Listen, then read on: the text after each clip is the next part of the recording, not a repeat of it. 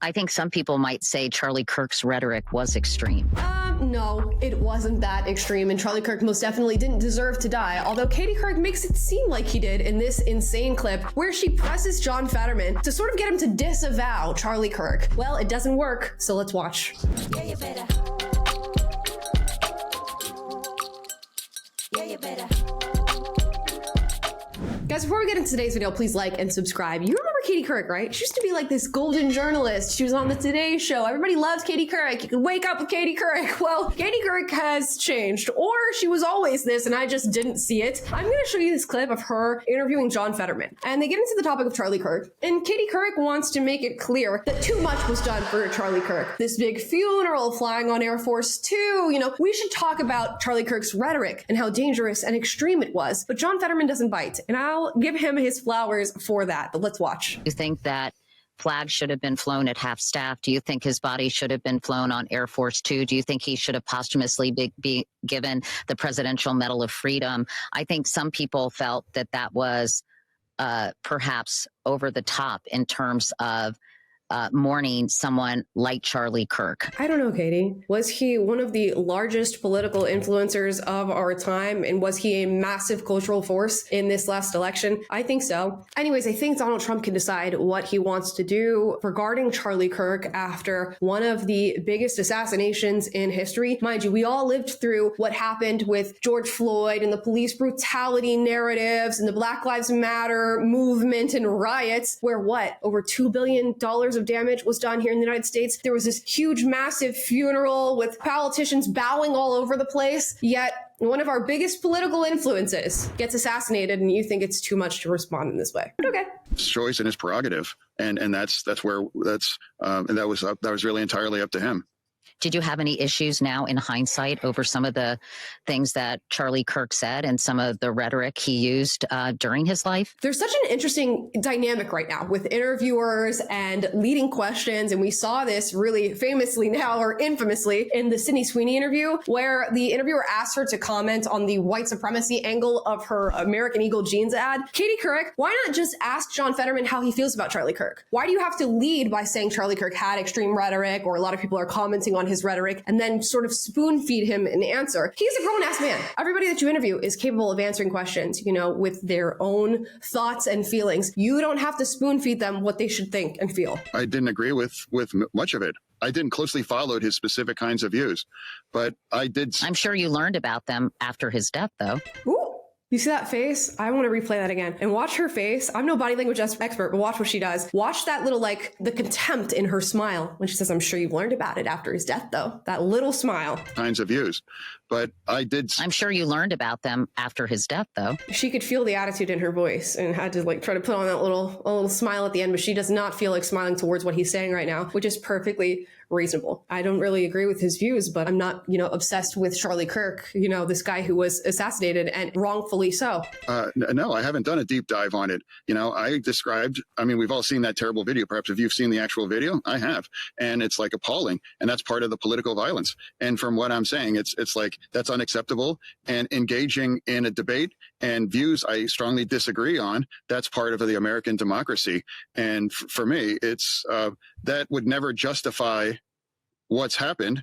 And I just chose not to take the opportunity to argue his views after children lost his father in the most violent public way. I mean, so I would say the equivalent on the left might be, say, Mr. Piker. I strongly disagree with his views, but I'm appalled if something like that happened to him. Oh my God. I mean, that's, we have to disagree in better ways where, you're going to solve it by shooting people. And that's why the kinds of rhetoric, we have to turn the temperature down. Extreme rhetoric makes it easier for extreme reactions or to justify them. I think some people might say Charlie Kirk's rhetoric was extreme. It just doesn't stop. We get a beautiful, eloquent answer from John Fetterman, which, by the way, we're repping John Fetterman right now. I'm even in a sweatshirt and everything. I didn't even know I had John Fetterman energy for this video. But yes, he's talking about we need to turn down the temperature. And that's what so many have been asking for, before Charlie Kirk's assassination and after. Charlie Kirk himself had made posts about assassination culture and seeing that on the rise and seeing that sort of rhetoric on the rise. And he was calling for the temperature to be turned down, especially on the left. And this is what we need to hear right now. Yet Katie Couric, after hearing all of that, goes back into digging on Charlie, goes back into, let's be honest, a justification of his assassination by saying, well, don't you think his rhetoric was extreme? I think that's the conversation that happened. People condemned political violence, but they also felt a great deal of discomfort with his language, suggesting that these kinds of words lead to violence. I don't know. I'm just kind of... Give us an example, Katie. Let us know the extreme rhetoric, because I'm very familiar with the work of Charlie Kirk. I've seen what he's done on campuses. I see the videos that he posts where he's telling people who disagree with him to come straight up to the front to have a respectful conversation with him, where when students are getting unruly, he tells them to calm down. He tells them not to bully. He tells them not to rage out on people who disagree with them, where he's consistently trying to have what may be uncomfortable conversations for people like Katie Couric, who want to label them as extreme, but are normal, reasonable conversations to have with your fellow citizens. Sharing my observations as I saw the conversations unfold. Yeah, I agree. I mean, I think we agree that we probably didn't agree with much of what he said. And I think I'm sure we both agree that you shouldn't shoot people, and you shouldn't execute them in public. And I think that's two things must be true. That free speech, I'm an absolute free speech guy, and you have the right to say these things, and you definitely also have the right not to get shot by sharing your views. Shout out to John Fetterman, who just doesn't bite when time after time she's just not accepting of the answer that he's given, which when it comes to assassination versus I don't like what he said at the campus, I think we focus on the assassination part. I think when given the two options of the people who are still living, whose rhetoric contributed to the assassination of somebody who's just trying to have conversation, we look at the words of the people who contributed to the assassination. Maybe that's where the real extremism lies, and not in the words of Charlie Kirk. And it's so interesting that Katie Couric has such strong views that she's trying to veil in, I'm a journalist and I'm just asking questions. This seems to be what I'm hearing on the street. This seems to be what people feel about Charlie Kirk. It's not what I feel about Charlie Kirk. It's just what I'm hearing. It's just the conversation that, other people are having. She's all about it, okay? And she's all about pointing out his extremism. And here's an interesting clip of her talking about going to dinner at Jeffrey Epstein's house. And we're going to get into why this is interesting in just a moment. Katie, Emily S. wants to know the strangest part of going to a dinner party at Jeffrey Epstein's house with Chelsea Handler. Yeah. That's so. Wow. That's a long story. Look, in my book. Yeah. Look at the huge smile on her face. Yeah, I know. Like, she can't even drop the smile on her face to act like she's shocked that she went to dinner at a pedophile's house. So let's do it one more time, since we're really concerned with extremism and extremist rhetoric and extreme actions. Katie, Emily S. wants to know the strangest part of going to a dinner party at Jeffrey Epstein's house with Chelsea Handler. Yeah. So wow. That's a long story that's in my book. Yeah. Yeah, I know. That's a long story. It's in my book. So let's plug the book. After we get asked about a dinner at Jeffrey Epstein's house, let's plug my book. If you want to hear more about my night with a pedophile, you can buy my book at katiecouric.com. Let's keep watching. I was invited to go to this dinner at Jeffrey Epstein's house, and George Stephanopoulos was going to be there. And it was right before Kate and William got married. And I thought, I better go because it was in honor of Prince Andrew. And I must go. I must go to Jeffrey Epstein's house to honor another pedophile, to honor the second pedophile. Mind you, she may not have known about Prince Andrew at this point. Prince Andrew is no longer Prince Andrew. He's actually been stripped of his titles due to the whole endangering of minors thing, the whole sexual activity with minors thing. Allegedly. Okay. Allegedly. The guy doesn't sweat, so I guess we can't get him there, but allegedly. Thought I better schmooze Prince Andrew. If George is, I need to get in there. I better schmooze Prince Andrew. If George is, I better get in there. So this is what American journalism looks like. This is what journalistic integrity looks like. I need to go to a dinner party at Jeffrey Epstein's house because George Stephanopoulos is there, because Prince Andrew is going to be there. And also the prince and the princess are soon to be married. And if George is going to schmooze with Prince Andrew and Jeffrey Epstein, I better do that too. All right, Katie Couric. And I didn't know anything about Jeffrey Epstein at the time.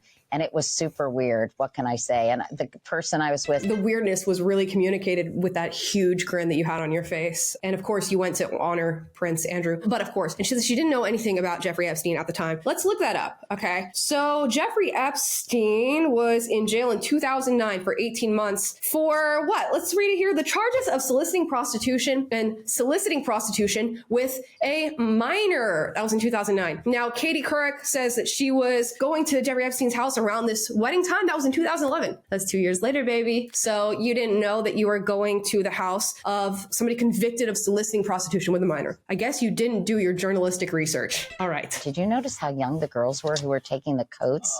And I said, I really didn't. But of course, later we found out everything about him. Let's watch that again. The person I was with said, did you notice how young the girls were who were taking the coats? And I said, I really didn't. But of course, later we found out everything about him.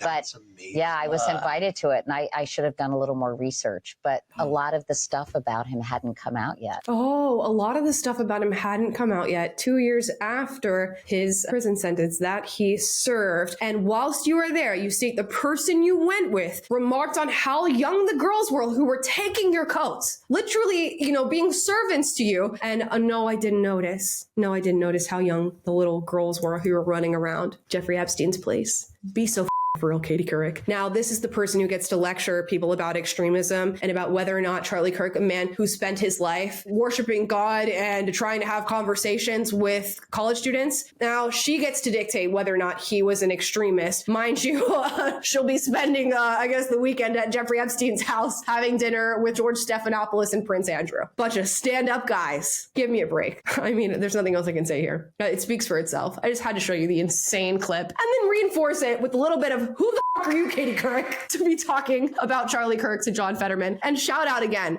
to John Fetterman for standing his ground and going, you know what? I think if we're going to have a conversation about extremism, it should apply most directly to the assassination that all of America and really all the West watched take place. Guys, thank you so much for sticking with me. I got a little heated in this one, and I think you can understand why. Drop your thoughts in the comments down below. As always, if you disagree with anything I said in this video, do get up and do so respectfully. I encourage healthy debate on this channel. And if you like this video, like, subscribe, click the notification bell to be notified every single time I post a video for you guys, which is every day. And it's dinner time. I'm gonna go have dinner, not with two pedophiles. Thanks, guys. Yeah, you better. Yeah, you better.